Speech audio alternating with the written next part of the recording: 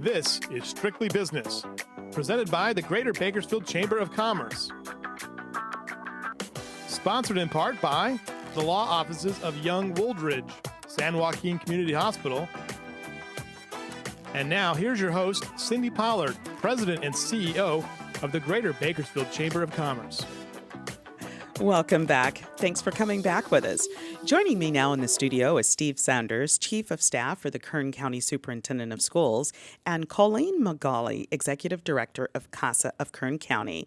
They're here to talk about grant writing and things that you can do to increase your success in landing grants. Steve teaches nonprofit management courses at Cal State University, Bakersfield, and has a long history in nonprofit management, an extensive background in writing, reading, and managing grants. He's currently in his 10th year as an adjunct lecturer at Cal State University, Bakersfield in public administration, and will be teaching a graduate level grant writing workshop or class in the upcoming winter quarter.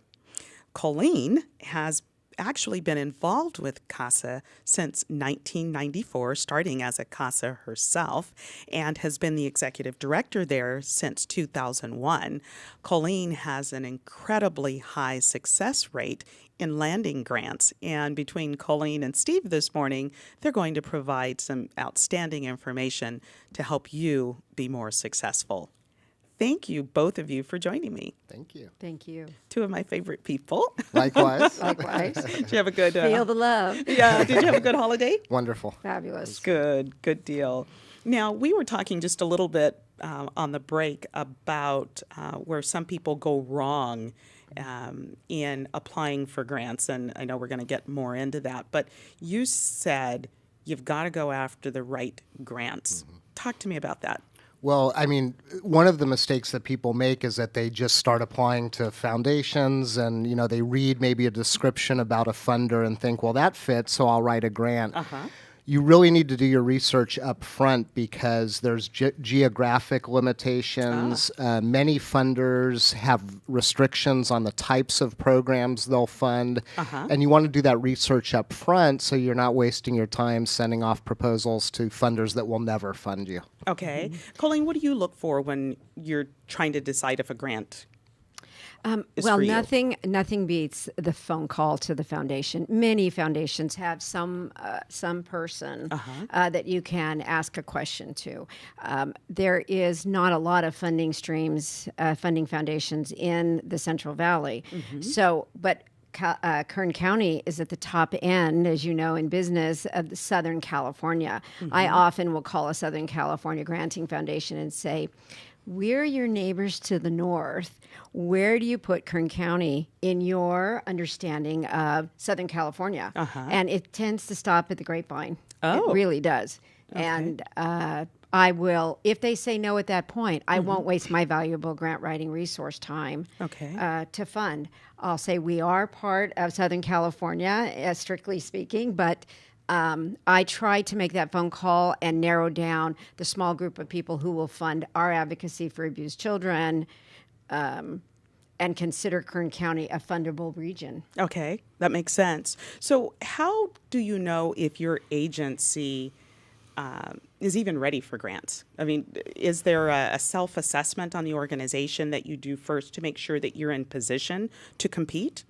I mean, for me, you have to ask yourself as an agency, first of all, is our mission and our purpose well established? Are we strategic, and do we know what funding we need and what we're going after? Number two, you have to have the financial systems in place to manage grants. Right. I hear it all the time where people are passionate about a service, they want to start a nonprofit, and the first thing they say is, well, we'll go ahead and get grants. But if you don't manage a grant well, you'll never get funded in the future. And so you have to have those systems in place. And then I think lastly, can you collaborate with other organizations to make your service stronger? Many funders require that. And the last thing we need in our community is duplicative services. And so having that ability to collaborate helps a lot. Okay. How important is the sustainability of a program after that particular grant? Well, many foundations, some will do the startup work. Some, however, don't want to be on the hook for you for the next 25 years. So you have to have flexibility. You have to know your percentages. Where are you getting your funding? Who else is supporting you? And I think the data point that Steve mentioned is really important. When people come to me, and I help a lot of one-on-one executive directors writing grants, I said, how many hours did volunteers give you? How many hours did your board give you? Are you keeping track of your in-kind? What are your written fiscal policies and how are they followed? When's the last time you had an audit? Do you fill out your tax forms? Those are all things that you won't even make it through the screen of a good foundation, a solid foundation, if you don't have your ducks in a row on the data end. When I teach small groups how to write grants, the first half of the 2 hours is spent on just getting that kind of information started or strengthened. Okay. And we haven't even written a grant yet. We're just working on the data. And that's very helpful because it's information that once they've done that homework and put the organization on solid ground, they can use it again and again and again. So it's almost putting together a template on their own organization that they can then use when they're going after the grants. That's right. And there's certain documents that you want to have handy all the time. Your audit, you want to have updated staff resumes, you want to have background. Updated listing of your board. Because those are things that every funder wants, and you don't want to have to recreate those every time. Right. But you also have to be tuned into the details of each funder and not just cut and paste everything, but tailor each grant to the funder's needs. Okay. We had a rare situation. As a searcher for grants, we're always looking. So I had a team that helped me look. They were called Team CASA. And we had a software system, and we'll talk about that. And we were searching. So one of my board members volunteered a couple hours on a Thursday, called a grantor. They seemed like they would fund Kern County and and got a hold of somebody. And she said, oh my gosh, we're putting the board packets together to review the grants. You're exactly who we'd like to fund, but can you get us something by like 3:00 today? And since we had all of those data points, then it was really a 2-page letter. Oh, wow. And we received a grant for $25,000. Wow. Now, that's never happened since. But it really, I learned that valuable lesson. Have your paperwork ready. And they like to fund what we did. So it wasn't difficult. But since that time, we've had in our database a grant verbiage and a grant bank. So that's where all the fiscal data is kept current, and the topical grants that we've written before successfully are there. Great. So it really is.